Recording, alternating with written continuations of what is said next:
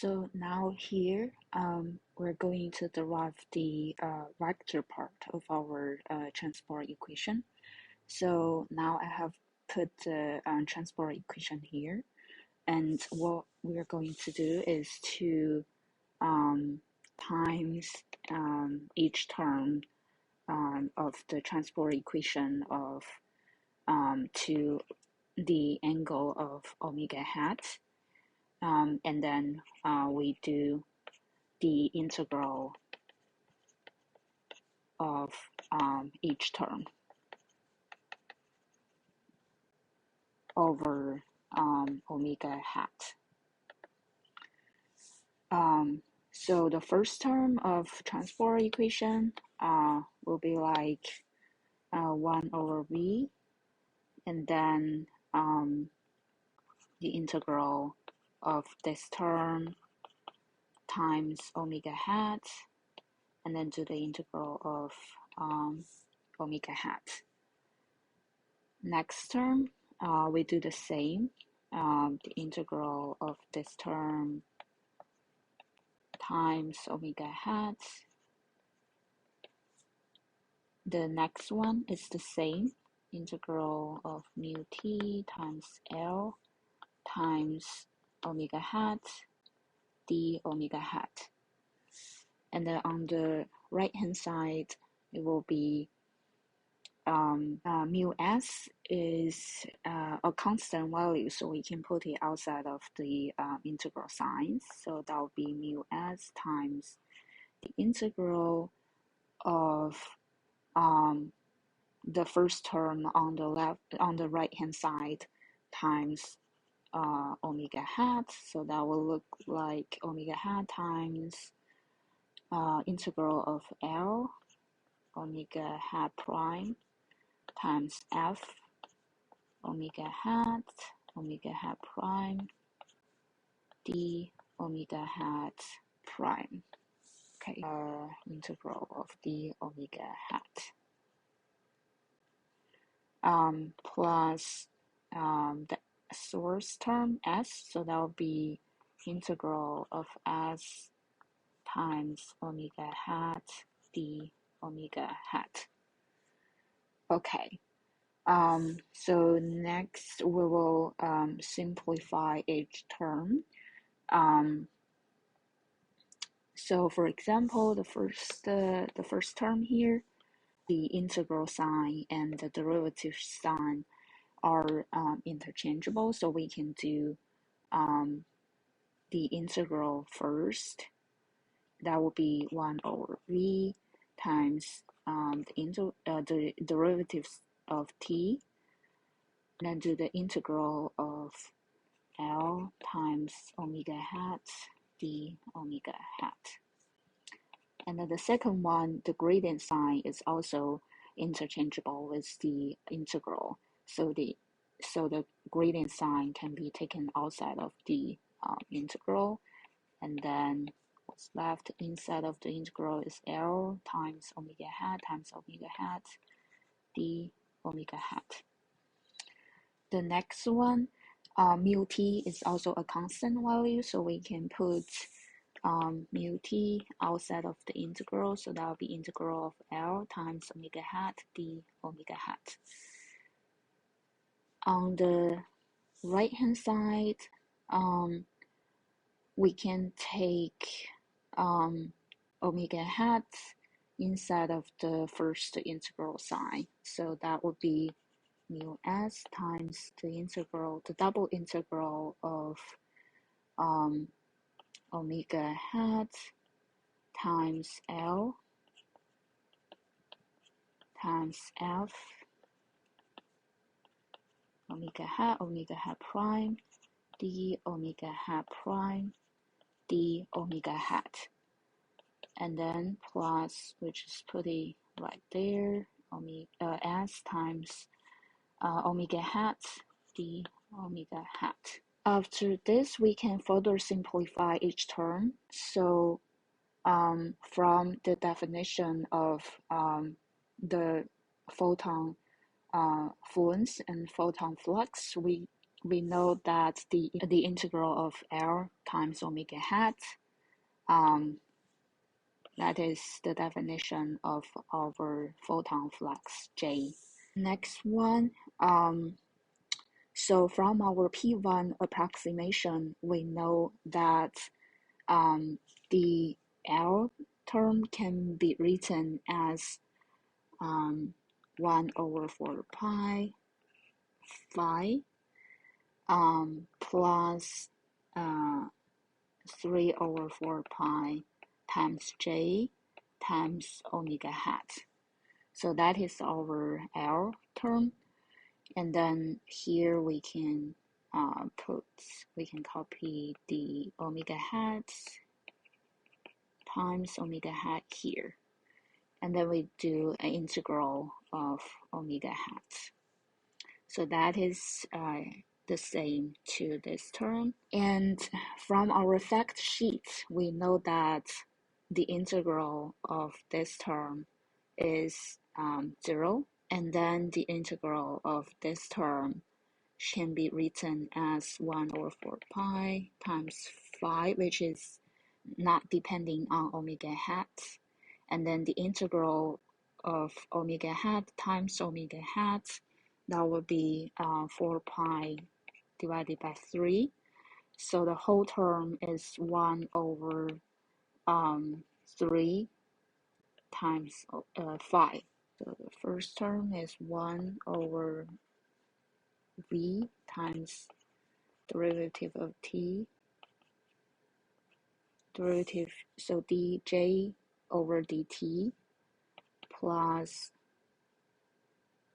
1 over 3, the gradient of phi, plus, so next one is also our definition of J. So that will be mu T times J.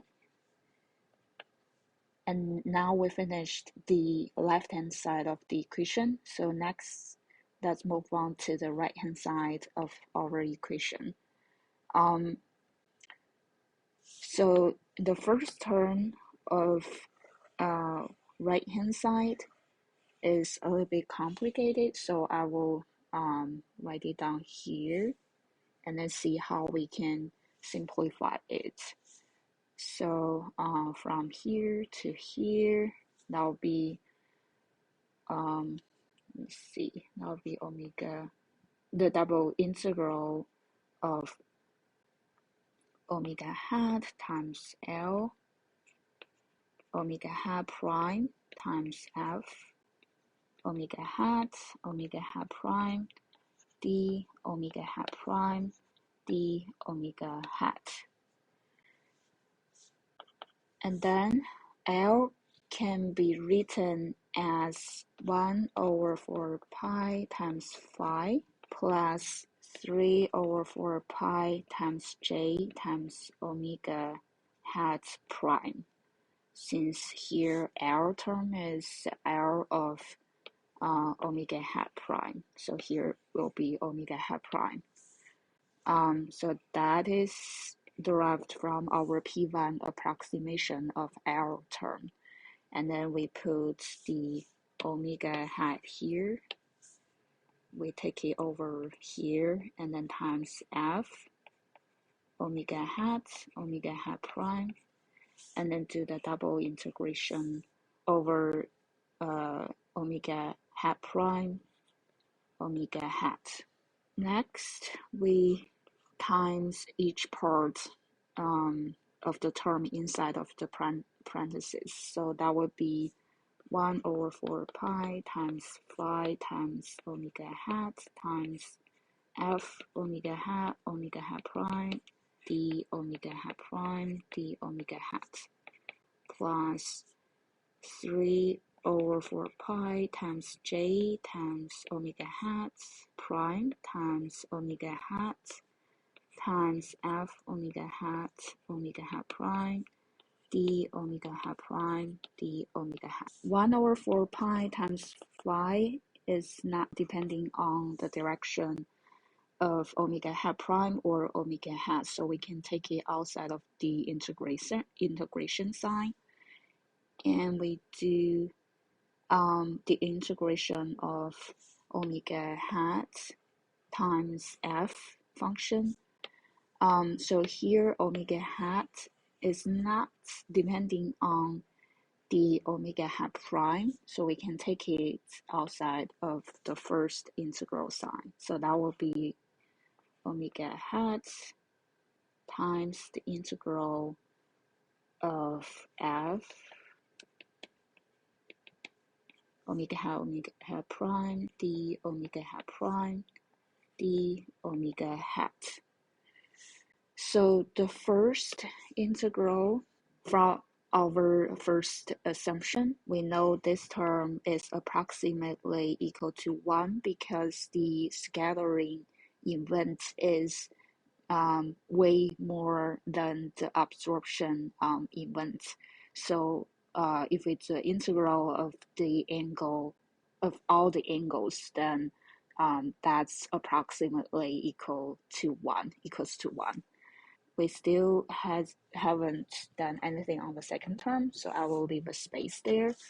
But the first term is actually 1 over 4 pi times the integral of omega hat itself.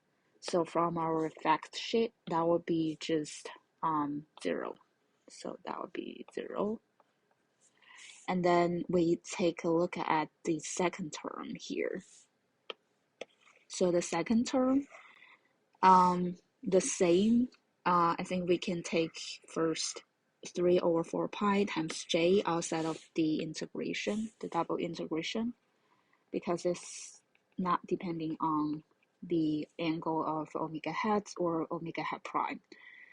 And then we have the double integration of omega hat prime times omega hat times f omega hat prime d omega hat prime d omega hat. So here we will introduce another concept of anisotropy factor G. So anisotropy factor G equals to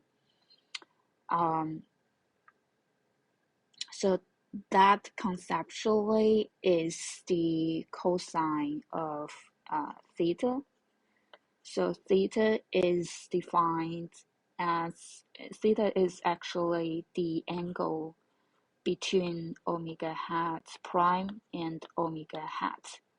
So G is sum of all the angles happening between the omega hat and omega hat prime, and then when we sum them up, it still has a direction like it's an anisotropy tissue, then there will be some angle left there. So that's G factor is the one who described how the theta looks like in this tissue.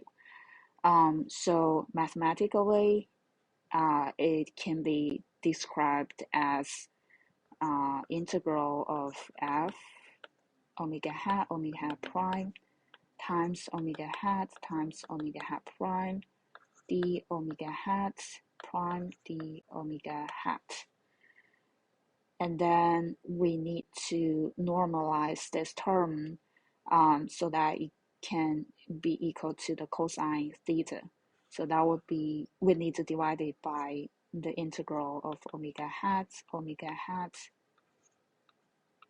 d omega hat. So here, this term is actually from our fact sheet, that would be 4 pi. That would be 4 pi divided by 3. So this whole term can be written as 3 over 4 pi times double integral of f omega hat prime and then the dot product between omega hat and omega hat prime, omega hat prime, omega hat.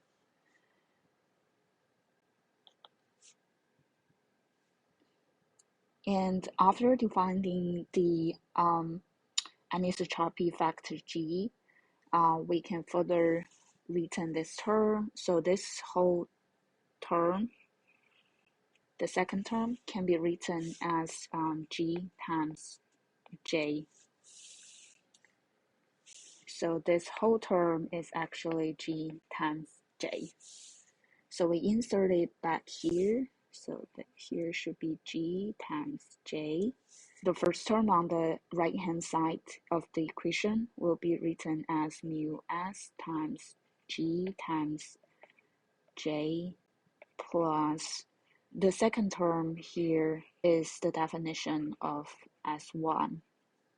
So that will be plus the second term S1, the vector part of the source. So basically, this is our vector part of our transport equation. I'll copy and paste here. But before that, let's do further simplification of this term, this one and that one. So we know mu t equals to mu a plus mu s. And if we move this term to the left-hand side, that will be mu t minus mu s times g. And that part equals to mu a plus mu s minus mu s times g. That will be mu a plus mu s times 1 minus g. And then we further defined a mu s prime equals to mu s times 1 minus g. This mu s prime is defined as reduced scattering coefficient. And then this equation can be written as mu a plus mu s prime. So with all this, we can further simplify this term and this term. So that will be 1 over v times derivative of j over dt plus 1 over 3 times the gradient of phi plus mu a plus mu s prime times j equals to S1. Here we need to make our second assumption 2. So that will be our source term is our source is isotropic. So we have an isotropic source. That means the source term doesn't have a vector part, it's just a scalar part. So S1 equals to 0. And then we need to make our third assumption. So here the assumption 3 is that the change of J, the photon flux over time, is actually very small. So is approximately equal to 0. So in mathematical terms, the assumption looks like the J over T is actually much smaller than the term than it is being absorbed or being scattered. So the changing rate itself is like very small. So we can assume that the first term equals to 0. After assumption 2 and assumption 3, this equation can be further written as J equals to minus 1 over 3 times mu A plus mu S prime. times the gradient of phi. So here we further define another term, which is d equals to v over 3 times mu a plus mu s prime. So this d term is called diffusion coefficient. By defining diffusion efficient coefficient d, we can further write this equation to j equals to minus d over v times the gradient of phi. So this equation here is our vector part of our transport equation.